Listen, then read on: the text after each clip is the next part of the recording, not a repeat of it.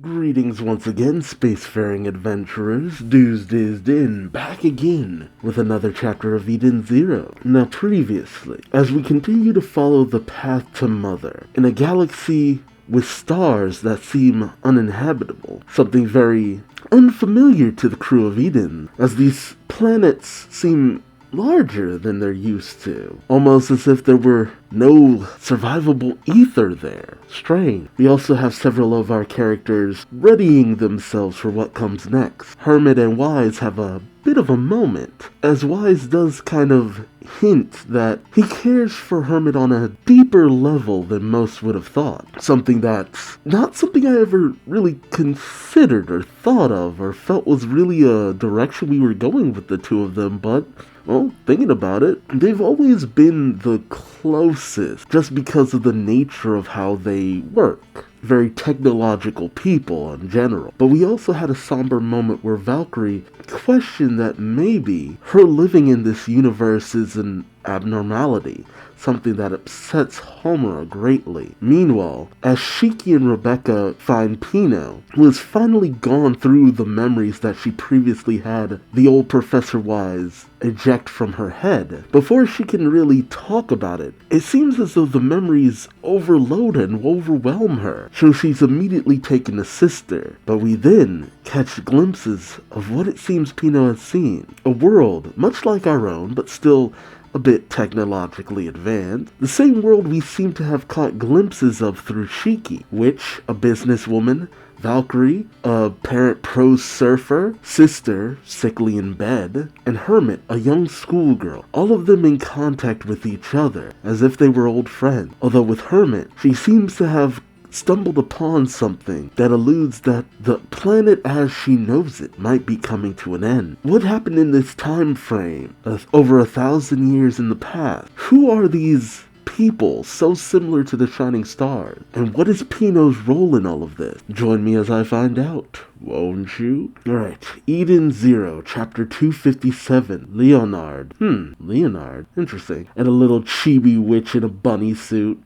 Very cute. Alright, we pick up with the unconscious Pino lying in the infirmary bed. Shiki and Rebecca over her with worry. Shiki calls out, "Hang in there, Pino." Rebecca questions, "What's wrong? What could have happened to her?" Witch tells them, "I don't know. I'm not finding anything wrong with her system." Happy peeks over the table, questioning, "Is she out of ether?" Sister tells him, "No, that's not it either. Moscow, get the Rosophi-natal? I am not familiar with that word, but Moscow does, dashing off, saying, "Boss." Sister tells them, "A synthetic android energy, and load my diagnostic tools on the subnet." Moscow says, "Mos." Shiki looks on with worry as he calls out for Pino, but suddenly he's interrupted by an alarm going off. Witch, who is over at the console, calls over the speaker system, "Emergency alert. I'm picking up enormous numbers of heat sources at 6 o'clock. All hands, prepare for battle." Okay, so we're finally encountering something. Okay, I'm getting a little nervous. Don't know what it is. Laguna questions, "Enemies?" But Jin exclaims, "Oh no, not the Eden's one, but Klein." She seems to see what it is, a look of dread filling her face as she says, yeah, okay. Something in me kind of figured. We haven't seen God Noella in a hot minute, so it was bound to happen.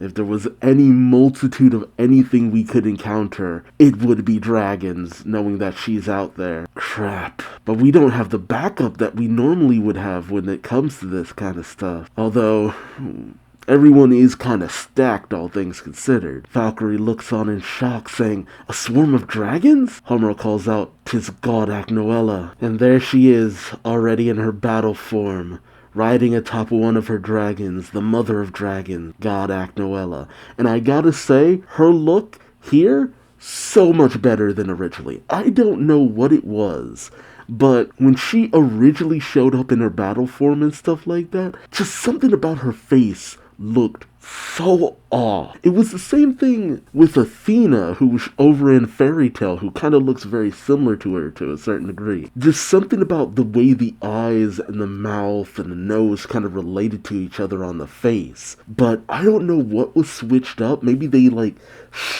made certain features a little smaller. Maybe when I see her from a different angle, I'll still feel that, like, something's off about her face. But here, looking beautiful. Looking very deadly, too. Yeah, no, different angle. Still looking good. Ah, thank God. I'm sorry, that was just one thing that bugged me. And like I said before, Athena over in Fairy Tail, the current Fairy Tail book, 100 Years War, 100 Years Quest, looking better with each appearance. And now you have God Noella, who looks a lot better here. So I think they might have, like, redesigned her to a certain degree, like, made certain features not as overly pronounced to a certain degree. Hermit accesses her holographic console, questioning, how did she get to this cosmos? While Wise calls out, don't tell me she followed us. Hermit tells him, she couldn't have.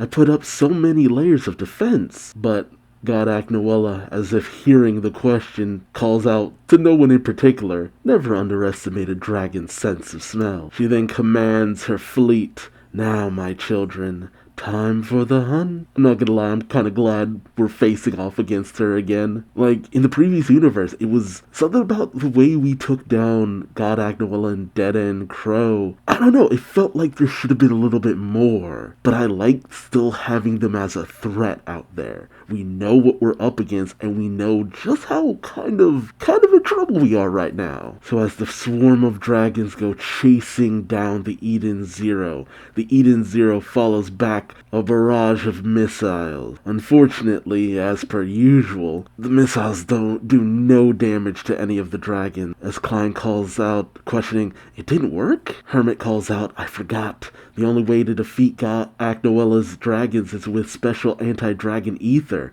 Yeah, another reason why I'm worried is just like, dude, are we equipped to be handling this? Jin and Laguna go racing down the corridors. Jin calling out, well then, you get to reconfigure that ether. Laguna says, we'll buy you some time. Shiki and Rebecca go heading out of the infirmary, with Shiki saying, I'm going too. Rebecca calls back to sister, take care of Pino. We see 5 of the Leo starfighters come racing out of the Eden Zero. They go racing in, blasting away at the dragons. Ooh, we then see one of the dragons go ramming into the Eden Zero. Witch is jostled a bit as she calls out, with so many dragons attacking from all angles, But then suddenly Valkyrie appears on one of the displays saying, we just have to beat Noella, right? Witch calls out for Valkyrie, as Valkyrie tells her, I'll handle this. Ooh, interesting. Part of me kind of hopes she teams back up with Homura. I mean, something about when we were fighting her on Leonard, it seemed as though Noella was going to face off against Homura, but that ended up not being the case. But, I mean, it's good to see Valkyrie going in, though. Again, trying to make up for all that time we didn't actually get to see her. We then see Valkyrie coming racing out of the Eden Zero. She goes blasting past all of the dragons. Oh! Whoa! Oh! Suddenly the unmasked Brigadine appears right in front of her. I mean, I kind of assumed we'd end up meeting them, but jeez, I wasn't expecting him to just show up like this. He appears much to the shock of Valkyrie. As the two of them lock eyes, Brigadine simply says, you must be Valkyrie. They clash weapons momentarily. As they face off, Brigadine tells her, I am Brigadine of the 4 Dark Stars, the upgraded version of you. Valkyrie simply smiles, saying, oh, okay. And she goes in, swinging her sword, as Brigadine blocks with his axe. Ooh! Brigadine then counters her with a headbutt, then kicks her backward. Ooh! He then manages to get around her, slicing at her back with his axe. Homura, seeing this, calls out for her teacher as she goes racing forward in her starfighter. Yeah, she doesn't have her battle suit. Dang. Valkyrie is taken aback, saying And Brigadine looks on at her, saying, now we fight. But if he's here, well, honestly, it's exactly kind of what I was expecting. Things were too quiet. With things being so quiet, it's like the calm right before you encounter the boss rush at the finale of a game is like, take your moment to save, take your moment to get all your supplies, we're about to head into the final area, make sure you're stocked up, you got all your healing potions, you did all of your side quests, all that good stuff, because you ain't going back after you start this path. Rebecca in her Starfighter questions the 4 dark stars, Shiki calls out, which means the Eden's one isn't far behind. Hermit is going at it at her keyboard saying, and they had to attack at the same time as the Dragon Horde? This is not good. Suddenly, Hermit starts getting several alerts at her console. A wave of electricity whips through the Eden Zero. Uh-oh. I know exactly what this is. Hermit is shocked, saying, "What?" Weiss questions Hermit. What's wrong? Meanwhile, Sister says, I'm detecting abnormal electromagnetic radiation on board. Musco says, what the Musco is happening? Witch questions, intruders? Suddenly, several of the protective shutters close all across the Eden Zero. Witch calls out, the ship's bulkheads are closing by themselves. Has our system been hijacked? Suddenly, a blast of electricity shocks near Witch. Yep. And suddenly standing behind her is Wizard, saying, which regret, I presume. Yeah, we had to have this showdown. It's happening. It's happening. Witch turns to him, questioning, who are you? While Wizard simply says, I will destroy. I mean, granted, we know Shiki could take this guy down, but how does he stack up against Witch? Oh, okay. Is this just going to be how the chapters go from here on out? We just constantly see 20,000 years ago, just sporadically. Alright, 20,000 years ago, we cut to a beach. At the beach, we see what seems to be the human versions of Brigidine and Valkyrie. Brigidine questions, was that Regret on the phone? Valkyrie says, oh, yeah, she's visiting Ivory in the hospital. Valkyrie looks at a picture of her, Sister, Witch, and Wizard, all together, smiling. Brigidine looks at the picture, saying, I hope she gets well soon. He then says, who's that guy? And Valkyrie tells him, Leonard, Regret's fiancé. That's the thing. They were all seemingly in relationships or something like that. Each of the shining stars with their counterparts, the dark stars. What does this mean? Why is it like this? Like, that's the thing. I expected the dark stars and the shining stars to clash. I expected to kind of have this ominous kind of feeling about this connection. But the thing is, we're not really seeing that connection between them. We've had Hermit face off against Killer, Sister face off against Clown, and they didn't feel anything towards them. The only people who knew of this phantom connection was Shiki because of the weird nature of his gravity powers allowing memories from another time to flow into him, and now Pino because of some memory she has. But why does Pino have these memories? What is Pino? What is she in relation to